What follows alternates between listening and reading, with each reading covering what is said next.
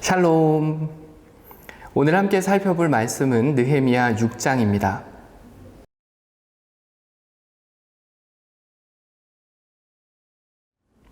오늘 본문은 크게 네 부분으로 나눠볼 수 있습니다.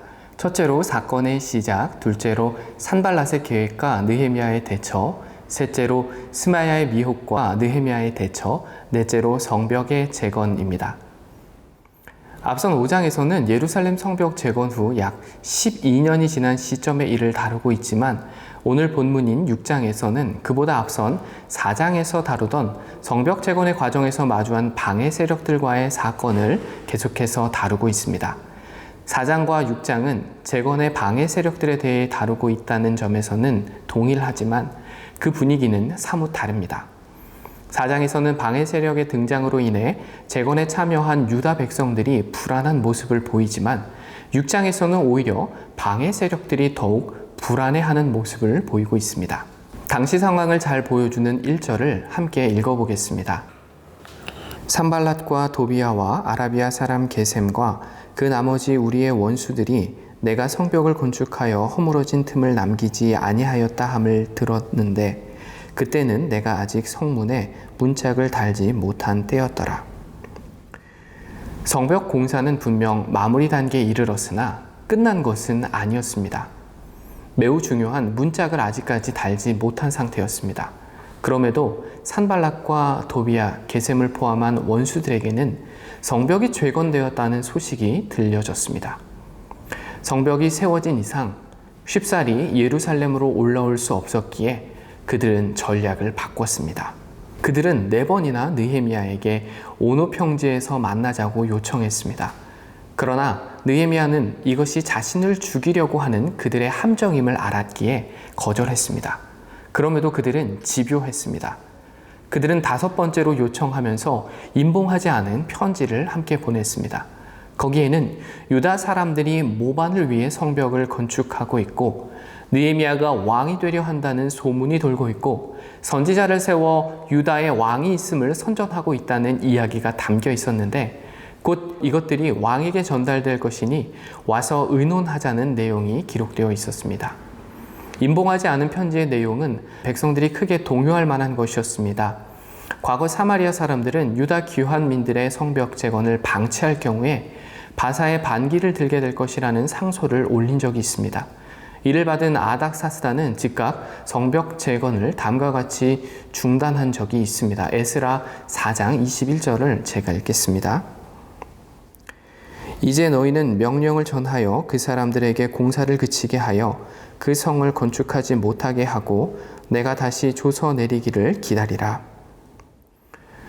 원수들은 이러한 사실을 잘 알고 있는 느헤미야가 자신의 진위를 소명하는 것은 불가피할 것이라 생각했습니다. 그러나 느헤미야는 그들의 제안을 일축하고 기도하며 하나님만을 바라보았습니다. 원수들은 다시 방법을 바꾸어 느헤미야에게 접근했습니다. 제사장 또는 선지자였던 것으로 추정되는 무헤다벨의 손자 들라야의 아들 스마야가 느헤미야에게 살해 위협이 있으니 성전 외소에 숨어 있자고 말했습니다. 성전 외소는 대제사장들이 1년에 한 차례 출입할 수 있는 지성소와 연결된 성소를 의미했습니다. 또는 이것을 가리켜 성전 현관이라고 보기도 합니다. 느헤미야는 그가 자신에게 이렇게 말한 이유가 원수들의 사주를 받아 두렵게 하고 범죄하게 하고 비방받게 하기 위한 것임을 알았습니다. 그는 곧장 정죄하고 단죄하기보다는 기도하며 다시금 하나님을 바라보았습니다. 마침내 역사적인 순간이 도래했습니다. 성벽 재건이 52일 만인 엘룰월 25일에 끝났습니다. 무너진 채로 약 140년 동안 방치되었던 성벽. 스룹바벨 성전이 완공된 지 약 70년이 지나도록 방치된 성벽을 재건하는 데 걸린 시간은 겨우 52일이었습니다. 더욱 놀라운 사실은 그토록 재건을 방해하던 원수들의 고백이었습니다. 16절은 매우 중요하기 때문에 다 같이 읽겠습니다. 우리의 모든 대적과 주위에 있는 이방 족속들이 이를 듣고 다 두려워하여 크게 낙담하였으니 그들이 우리 하나님께서 이 역사를 이루신 것을 알미니라. 이 고백이 재건에 참여한 유다 백성의 입에서 나온 것이 아닌 그들의 원수들의 입에서 나왔다는 것은 굉장히 유의미합니다. 오늘 본문이 여기서 끝맺었으면 참 드라마틱했을 것 같습니다. 그러나 느헤미야는 당시의 실상을 가감없이 보여주었습니다. 이방인들조차 하나님의 역사를 고백하는 상황 속에서도 유다의 귀족들은 성벽 재건의 주요 방해자였던 도비아와 편지를 주고받고 있었으며 혼인관계를 맺었습니다. 성벽이 무너져 있을 때 이득을 보았던 이들은 아마도 성벽의 재건으로 인해 느헤미야의 출현으로 인해 전과 같은 이득을 얻을 수 없게 되자 이와 같이 행동한 것은 아닌지 생각해 볼 수 있습니다. 본문을 통해 확인할 수 있는 영과 진리로 드리는 삶의 예배자의 모습은 다음과 같습니다. 첫째로 사명의 자리에서 어떠한 모함이나 미혹에 흔들리지 않습니다. 느헤미야는 자칫 바사의 고위 관직뿐 아니라 자신의 생명까지도 잃을 수 있는 모함에조차 초연했습니다. 함께 이야기를 나눠보자는 미혹에 시선을 빼앗기지 않았습니다.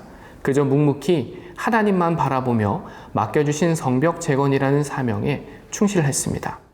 둘째로 주변인들의 변화를 야기합니다. 52일 만에 완성된 성벽을 보고 이것이 하나님의 역사임을 가장 먼저 고백한 이들은 재건에 참여한 유다 백성들이 아닌 재건을 방해했던 이들이었습니다. 느헤미야가 한 일은 그가 보여준 모습은 한결같았습니다. 상황과 환경이 아닌 하나님만을 바라보고 하나님의 뜻을 이루어가는 것이었습니다. 이 자체는 주변 사람들을 변화시키는 큰 힘이 있었습니다. 오늘 하루 우리 삶의 자리에서 어떠한 메시지를 전하고 있었는지 함께 돌아보면 좋겠습니다. 모함과 미혹이 판을 치는 세상 속에서 흔들거리며 불안함과 조급함, 두려움 속에 살고 있지는 않았는지 함께 돌아보십시다. 모든 상황과 환경 속에서 기도로 우리의 시선이 하나님께 향하고 있음을 고백하고 아버지의 뜻만을 쫓아 살아갈 때 우리는 필시 주변에서 이런 소리를 듣게 될 것입니다. 하나님이 이루셨습니다. 기도하겠습니다. 위로하시는 하나님, 느헤미야 6장 말씀과 함께 영과 진리로 드리는 예배의 삶의 시작점에 섭니다. 기도로 저희의 시선이 하나님만을 바라보고 말씀에 순종함으로 주님의 뜻을 이루어 가기를 소망합니다. 하루하루 삶의 자리에서 만나게 되는 많은 이들의 입술을 통해 하나님께서 이루셨다는 고백을 듣는 은총을 허락해 주시옵소서. 예수님의 이름으로 기도드립니다. 아멘.